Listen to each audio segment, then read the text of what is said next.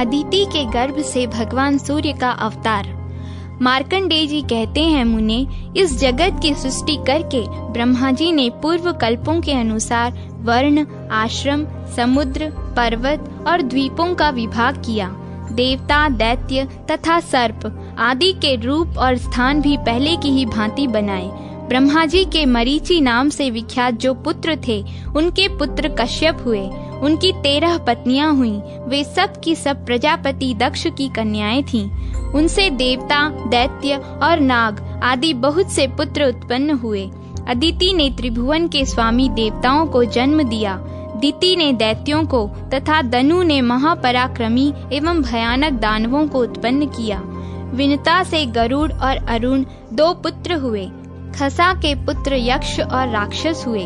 कद्रु ने नागों को और मुनि ने गंधर्वों को जन्म दिया। क्रोधा से कुल्याएं तथा अरिष्टा से अप्सराएं उत्पन्न हुईं। इरा ने ऐरावत आदि हाथियों को उत्पन्न किया। ताम्रा के गर्भ से शेनी आदि कन्याएं पैदा हुईं। उन्हीं के पुत्र शेन, भास और शुक आदि पक्षी हुए। इला से वृक्ष तथा प्रधा से जल जंतु उत्पन्न हुए। कश्यप मुनि के अदिति के गर्भ से जो संतानें हुईं, उनके पुत्र पौत्र, दौहित्र तथा उनके भी पुत्रों आदि से यह सारा संसार व्याप्त है। कश्यप के पुत्रों में देवता प्रधान हैं। इनमें कुछ तो सात्विक हैं, कुछ राजस हैं और कुछ तामस हैं।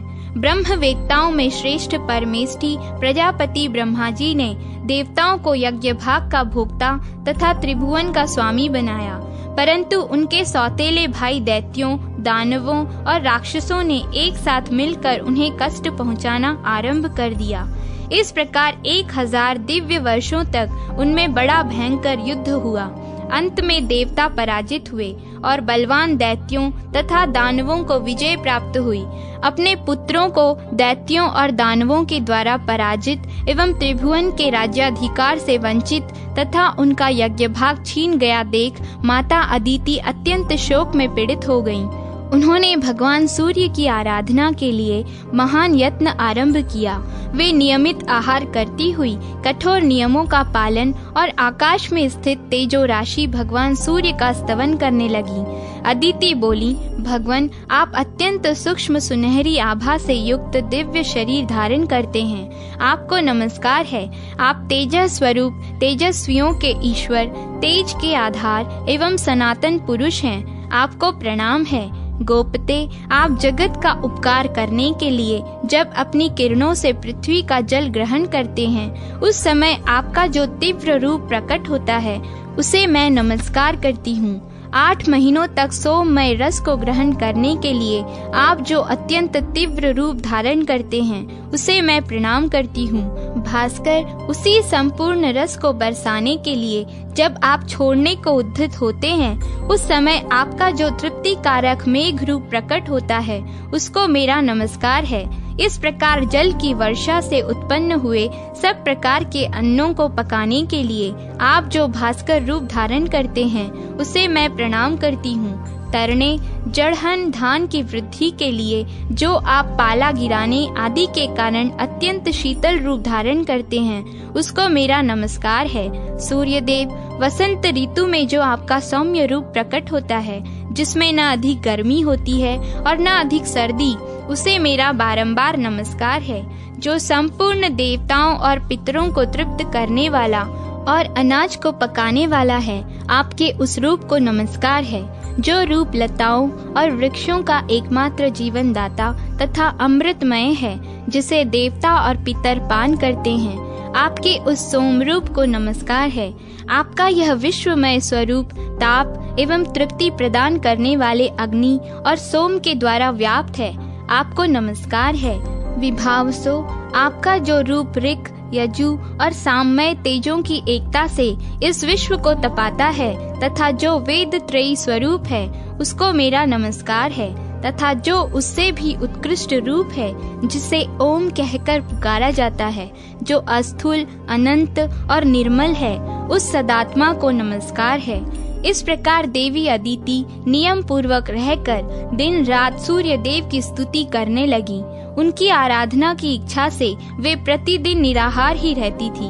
तदनंतर बहुत समय व्यतीत होने पर भगवान सूर्य ने दक्ष कन्या अदिति को आकाश में प्रत्यक्ष दर्शन दिया।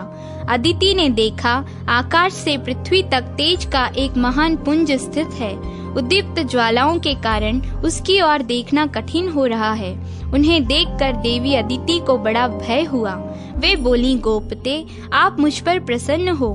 मैं पहले आकाश में आपको जिस प्रकार देखती थी वैसे आज नहीं देख पाती। इस समय यहाँ भूतल पर मुझे केवल तेज का समुदाय दिखाई दे रहा है। दिवाकर, मुझ पर कृपा कीजिए जिससे मैं आपके रूप का दर्शन कर सकूं। भक्त वत्सल प्रभु, मैं आपकी भक्त हूँ। आप मेरे पुत्रों की रक्षा कीजिए।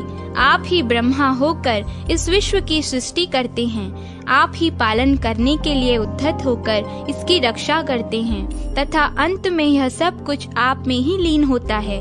संपूर्ण लोक में आपके सिवा दूसरी कोई गति नहीं है। आप ही ब्रह्मा, विष्णु, शिव, इंद्र, कुबेर, यम, वरुण, वायु, चंद्रमा, अग्नि, आकाश, पर्वत और समुद्र हैं। आपका तेज सबकी आत्मा है। आपकी क्या स्तुति की जाए। यज्ञेश्वर, प्रतिदिन अपने कर्म में लगे हुए ब्राह्मण भांति भांति के पदों से आपकी स्तुति करते हुए यजन करते हैं। जिन्होंने अपने चित्त को वश में कर लिया है वे योगनिष्ठ पुरुष योग मार्ग से आपका ही ध्यान करते हुए परम पद को प्राप्त होते हैं। आप विश्व को ताप देते, उसे पकाते, उसकी रक्षा करते और उसे भस्म कर डालते हैं। फिर आप ही जल गर्भित शीतल किरणों द्वारा इस विश्व को प्रकट करते और आनंद देते हैं। कमल योनि ब्रह्मा के रूप में आप ही सृष्टि करते हैं। अच्युत नाम से आप ही पालन करते हैं तथा कल्पांत में रुद्र रूप धारण करके आप ही संपूर्ण जगत का संहार करते हैं। मार्कंडेय जी कहते हैं, तदनंतर भगवान सूर्य अपने उस तेज से प्रकट हुए। उस समय वे तपाए हुए तांबे के समान कांतिमान दिखाई देते थे। देवी अदिति उनका दर्शन करके चरणों में गिर पड़ी। तब भगवान सूर्य ने कहा, देवी, तुम्हारी जो इच्छा हो वह वर मुझसे मांग लो। तब देवी अदिति घुटने के बल से पृथ्वी पर बैठ गईं और मस्तक नवाकर प्रणाम करके वरदायक भगवान सूर्य से बोली, देव, आप प्रसन्न हो। अधिक बलवान दैत्यों और दानवों ने मेरे पुत्रों के हाथ से त्रिभुवन का राज्य और यज्ञ भाग छीन लिए हैं। गोपते, उन्हें प्राप्त कराने के निमित्त आप मुझ पर कृपा करें। आप अपने अंश से देवताओं के बंधु होकर उनके शत्रुओं का नाश करें। प्रभु, आप ऐसी कृपा करें जिससे मेरे पुत्र पुनः यज्ञ भाग के भोक्ता तथा त्रिभुवन के स्वामी हो जाएं। तब भगवान सूर्य ने अदिति से प्रसन्न होकर कहा, देवी, मैं अपने सहस्त्र अंशों सहित तुम्हारे गर्भ से अवतीर्ण होकर तुम्हारे पुत्र के शत्रुओं का नाश करूंगा।